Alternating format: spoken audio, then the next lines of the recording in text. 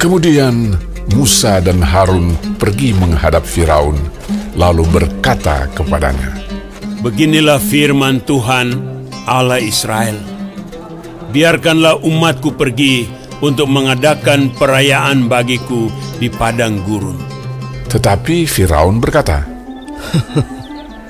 "Siapakah Tuhan itu yang harus kudengarkan firman-Nya untuk membiarkan orang Israel pergi? Tidak kenal aku Tuhan itu, dan tidak juga aku akan membiarkan orang Israel pergi." Lalu kata mereka, "Allah orang Ibrani telah menemui kami. Izinkanlah kiranya kami pergi ke padang gurun 3 hari perjalanan jauhnya untuk mempersembahkan korban kepada Tuhan Allah kami, supaya jangan nanti mendatangkan kepada kami penyakit sampar atau pedang." Tetapi Raja Mesir berkata kepada mereka, "Musa dan Harun, mengapakah kamu bawa-bawa bangsa ini melalaikan pekerjaannya? Pergilah melakukan pekerjaanmu." Lagi kata Firaun, "Lihat, sekarang telah terlalu banyak bangsamu di negeri ini. Masakan kamu hendak menghentikan mereka dari kerja paksanya?" Pada hari itu juga Firaun memerintahkan kepada pengerah-pengerah bangsa itu dan kepada mandur-mandur mereka sendiri, "Tidak boleh lagi kamu memberikan jerami kepada bangsa itu untuk membuat batu bata seperti sampai sekarang. Biarlah mereka sendiri yang pergi mengumpulkan jerami. Tetapi jumlah batu bata yang harus dibuat mereka sampai sekarang, bebankanlah itu juga kepada mereka, dan jangan menguranginya, karena mereka pemalas.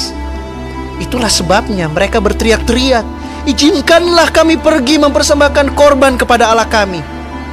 Pekerjaan orang-orang ini harus diperberat, sehingga mereka terikat kepada pekerjaannya, dan jangan mempedulikan perkataan dusta."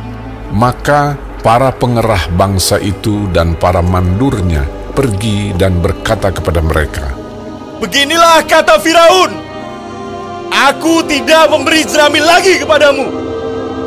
Pergilah kamu sendiri mengambil jerami dimanapun kamu mendapatnya. Tetapi pekerjaanmu sedikit pun tidak boleh kurang." Lalu berseraklah bangsa itu ke seluruh tanah Mesir untuk mengumpulkan tunggul gandum sebagai pengganti jerami.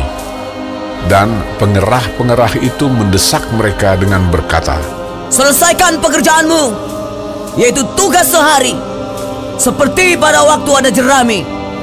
Lalu pengerah-pengerah Firaun memukul mandur-mandur Israel yang mereka angkat sambil bertanya, "Mengapakah kamu pada hari ini tidak menyelesaikan jumlah batu bata yang harus kamu buat seperti kemarin?" Sesudah itu, pergilah para mandur Israel kepada Firaun dan mengadukan halnya kepadanya.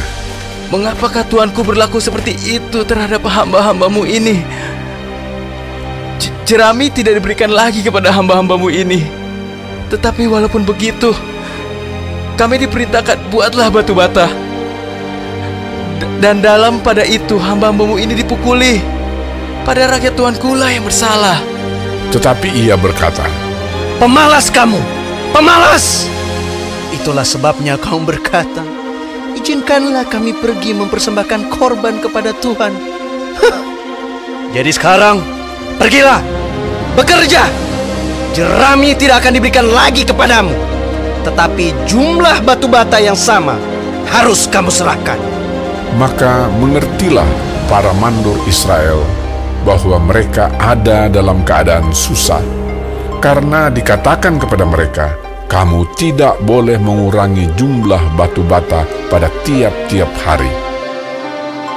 Waktu mereka meninggalkan Firaun, berjumpalah mereka dengan Musa dan Harun yang sedang menantikan mereka. Lalu mereka berkata kepada keduanya, "Kiranya Tuhan memperhatikan perbuatanmu dan menghukumkan kamu, karena kamu telah membusukkan nama kami kepada Firaun dan hamba-hambanya. Dan dengan demikian kamu telah memberikan pisau kepada mereka untuk membunuh kami." Lalu Musa kembali menghadap Tuhan, katanya, "Tuhan, Mengapakah kau perlakukan umat ini begitu bengis? Mengapa pula aku yang kau utus?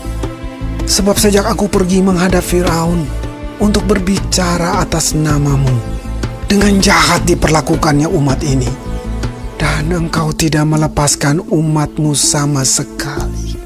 Tetapi Tuhan berfirman kepada Musa, "Sekarang engkau akan melihat apa yang akan kulakukan kepada Firaun. Sebab dipaksa oleh tangan yang kuat, ia akan membiarkan mereka pergi. Ya, dipaksa oleh tangan yang kuat, ia akan mengusir mereka dari negerinya."